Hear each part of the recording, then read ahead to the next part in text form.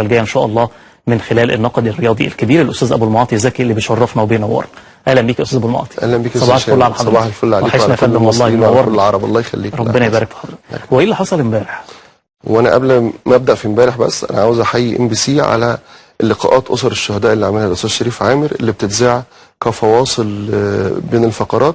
حاجه جميله جدا لرفع قيمه الشهيد ولمس مشاعر اسر الشهداء المصريين في الاحداث اللي بتمر بيها. ده حق الناس علينا يا استاذ. لا دي القناه الوحيده المتميزه، ولازم نذكر لازم نذكر الناس ونكرم وده باستمرار موجود. وحتى في مجال الانجازات بيحصل ده باستمرار كبرومو كده بين الفقرات. احنا مواظبين على اذاعه القناه بقى فتره.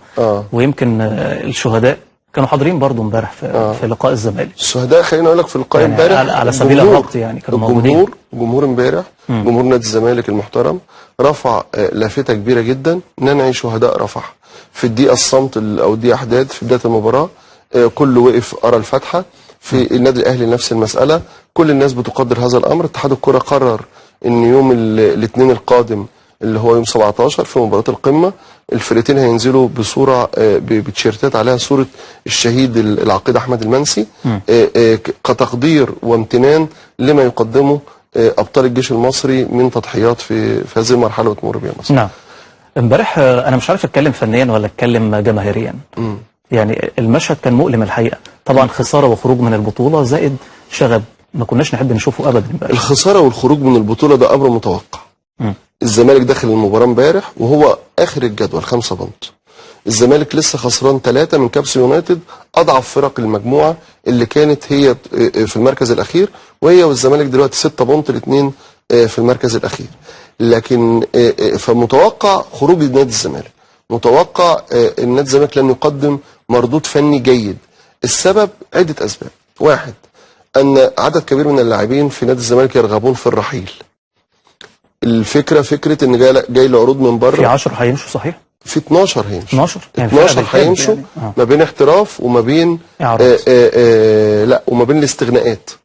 بجانب في 3 بره الفرقه مش هيرجعوا. ده انا لسه عامل الحكايه دي من موسم واحد بالظبط. و17 كنت ماشي 17 بعد ما كسبت دوري الكاس. مشيت 17 لعيب. حصل دروب. وهيحصل تاني ليه بقى؟ اكتر من الوضع الحالي. طول ما الاداره اللي موجوده مش فاهمه كوره، مش فاهمه يعني ايه رياضه، مش فاهمه يعني ايه استقرار فني، طول ما هي مش فاهمه ده نادي الزمالك هيظل في هذه المشاكل. نادي الزمالك طالما في سياسه تغيير المدربين باستمرار وتدخل الاداره في كل ما هو فني باستمرار ومتوالي، ده هتلاقيه موجود. واي حد هيقول لك ان الاداره ما بتتدخلش فده كده شخص كاذب. الاداره بتتدخل، والاداره امبارح هي اللي لها راي ان يلعب باثنين سترايكر. بيكون عباره عن ايه يا استاذ ابو المعاطي؟ التدخل بيكون عباره عن ايه؟ لحد مستوى التشكيلي الاداره بتتدخل. هل ده لحد منع لاعبين من طيب هنا فين شخصيه المدير الفني؟ لا بس اقول لك على حاجه. انا بيجي لي دلوقتي هقول لك حاجه بس. اللي يجي من البرتغال وهو بيقبض باليورو طول عمره يقبض بالجنيه المصري، ده يبقى حد جاي يعني ياخد سبوبه كده بلغه المصريين. $700,000 بتتكلم. مش خايف على تاريخه يا استاذ ابو المعاطي؟ تاريخ ايه؟ تاريخ ايه؟ حد جاي من البرتغال قبل راتبه كام؟ مش هيعمل $20,000 بياخد $700,000 جنيه مصري. لا بس اضرب في 18 تلاقي عامله 17-18 فريق ليه اسمه في افريقيا. هو الناس بتيجي هنا في الزمالك محطه للانتقال الى السوق العربي. ده حصل مع فيريرا، ده حصل مع باتشيكو، ده حصل مع فييرا.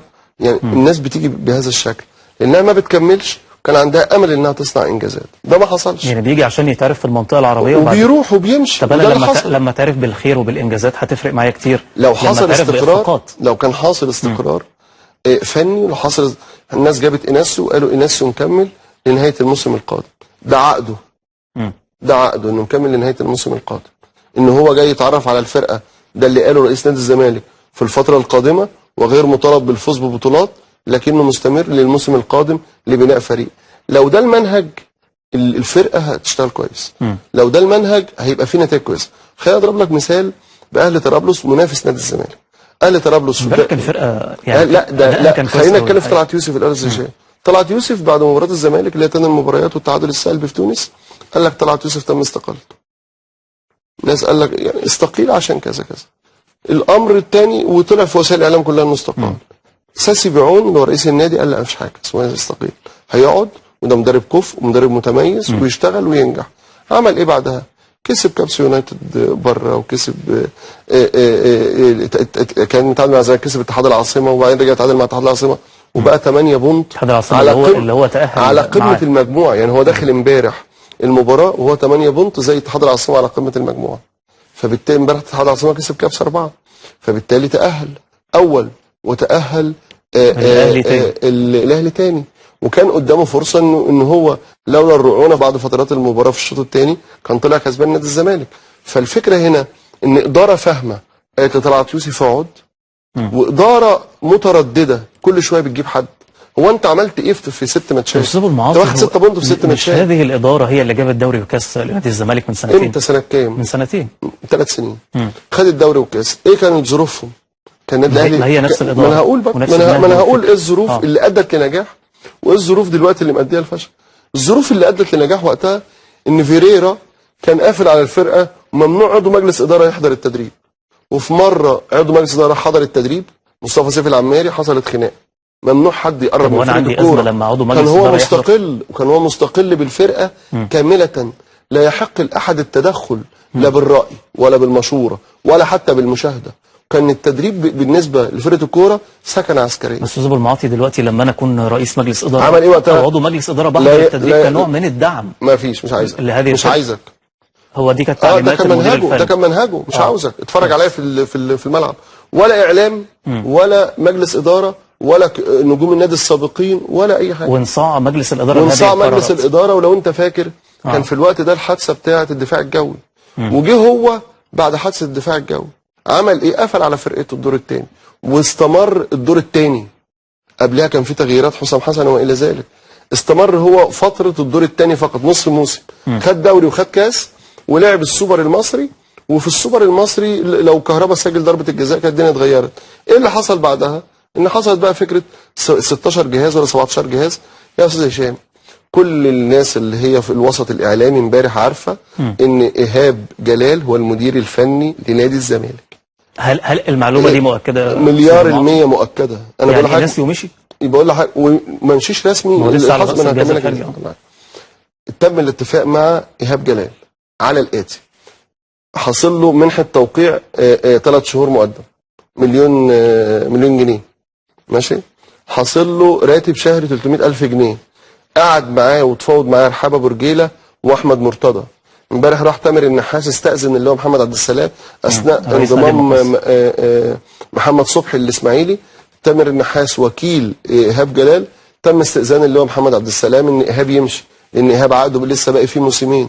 ده اللي حاصل وكل الدنيا عارفه وهم قايلين. واجمل حاجه في نادي الزمالك لينا كاعلاميين ان ما فيهوش سر، كله بيتعرف على الهوا. اقول لك على، مش عايز اقول معلومه يعني يعني ايه، حد من المجلس الاداره قال لك انا مظبط الحكم. هي الناس لا بقى خلي بالك من حاجه بس، قال لك الناس تعرف هذه التفاصيل. حد من مجلس الاداره من قبلها بيومين بيقول للصحفيين انا مظبط الحكم. زي ما قبل كده الحكم بتاع صن داونز اتقال انه مرتشب $10,000. في فلوس بتخرج. المعلومات دي خطيره. انا بقول لك معلومات على الهوا، انا مسؤول عنها واتقالت خطيره واتقالت. هو مش رئيس نادي الزمالك قال ان حكم صن داونز ده المباراه اللي كانت هنا مرتشي ولو فتشت اوضته هتلاقوا فيها $10,000. اللي خد $10,000 دول بيوحيله ان هو بيظبط حكم، وده ما بيحصلش.